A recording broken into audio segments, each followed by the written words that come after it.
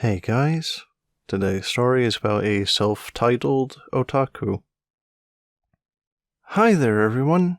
This story revolves around a game of 3.5 D&D around a homebrewed campaign run by the DM and 5 players. One of which was new to the game and was fresh out of BESM, and had a habit of making everything anime. 2 of the players were women, and another player was a trans, so our group was quite inclusive. He liked to call himself an otaku. He had an encyclopedic knowledge of all things anime. He was obsessed with kimonos, and he told us many times that he wore one to school. And, of course, katanas. He also had deplorable hygiene. He would come to the game straight from work and towel himself down with the DM's cushions on the couch. He also typically ate a ton of the available snacks and never brought any of his own. He would eat the chips straight out of the bag and let the crumbs from his mouth fall back into the bag, and so on. We all got along with or worked around these antics, as he was a friend of the DM at the time. His worst habit was bringing snacks that only he would eat, and of course he would eat them in no time at all, and then start eating everyone else's, as if he was starving himself for days before the event.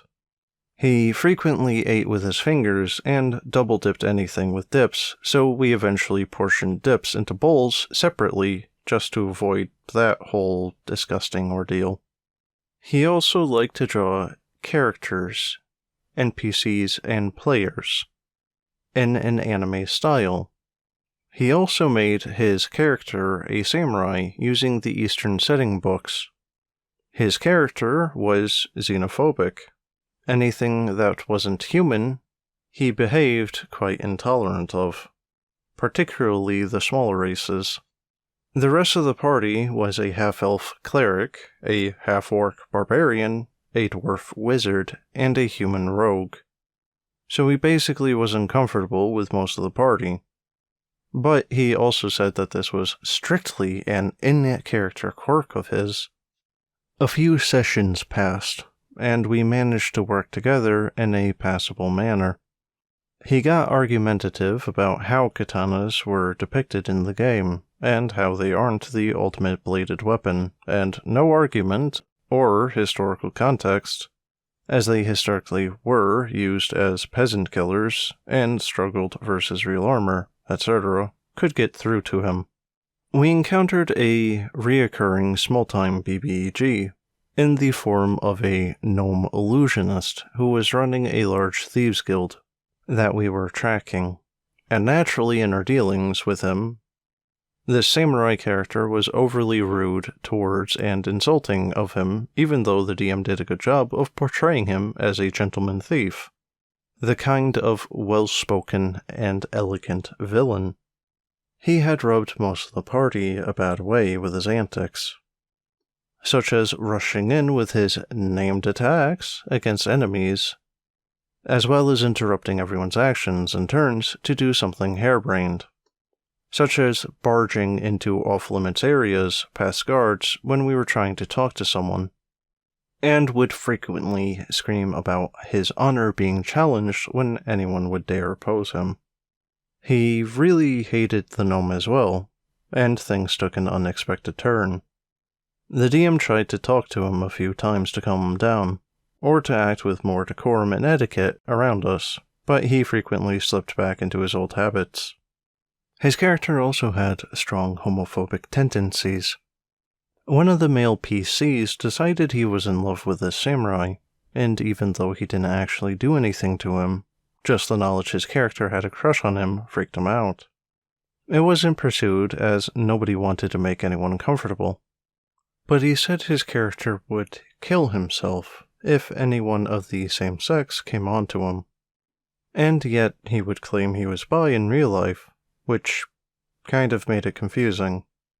Because he saw everything as anime, however, he frequently thought he could do slapstick stuff by hitting people without any real damage. Naturally, this caused a lot of fights.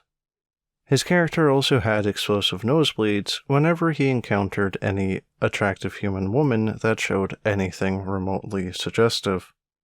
Anyway, we encountered an exotic menagerie of all sorts of monstrous critters run by one of the gnome's minions, who we were hoping to question for information.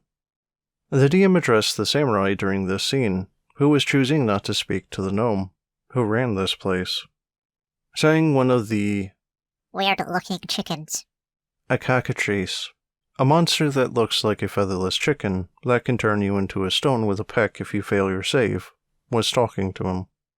It told him it was a Japanese maiden cursed into this twisted form, and he was all too eager to save her without question. He reached for the cage and peck. He failed to save and became a statue. The player quite literally shouted, "Nani?" at this, and was confused as he started getting angry. We would hear out of character that the gnome BBG was hiding nearby and was using ventriloquism to throw his voice toward the cockatrice, which was something that we all couldn't help but laugh at. We weren't in the same room as the samurai at the same time, so none of us knew what happened. We eventually finished our business with the other gnome we were dealing with, and came back to find nothing. The BBG had whisked him away magically after petrifying him, so we genuinely had no idea what happened. The player was refusing to roll up a new character, and wanted us to save him somehow. When we eventually, hours later, found the gnome BBG, he was using the samurai as a coat and hat rack, and offered to return them to us for a favor. We felt so bad for the player that we agreed. The gnome turned him back to flesh again, and what did he do? He decided to try and murder him, and it went poorly very fast. We were all very outmatched and outmaneuvered, so we stayed out of it trying to make the samurai stop. He was reduced to near death fairly quickly, and the DM had the BBG offer him quarter and would spare him, but this was too grievous an insult for the samurai, who decided he needed to commit seppuku on the spot as he was defeated by a lesser enemy, and was humiliated. So we all watched on in astonishment as he disemboweled himself there and then. Nobody knew what to say as he sat there seething. We decided to call the session there and see what would happen once he had a chance to cool down. He never came back, but we continued on nevertheless, and luckily everything went back to normal. But we all still cringe from time to time talking about what happened with the guy. We wished him well, but he was just a confusing mess overall to play with. Well guys, this guy hit almost every check on the list for a neckbeard. Bonus points for upping the gross factor as well.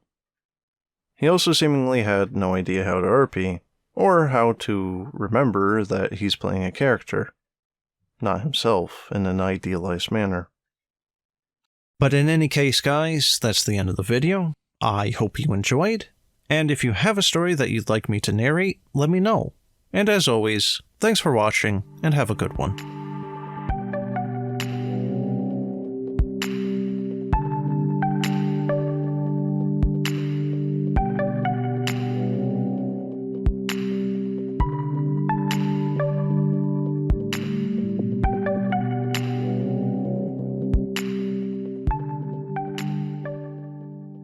Nani?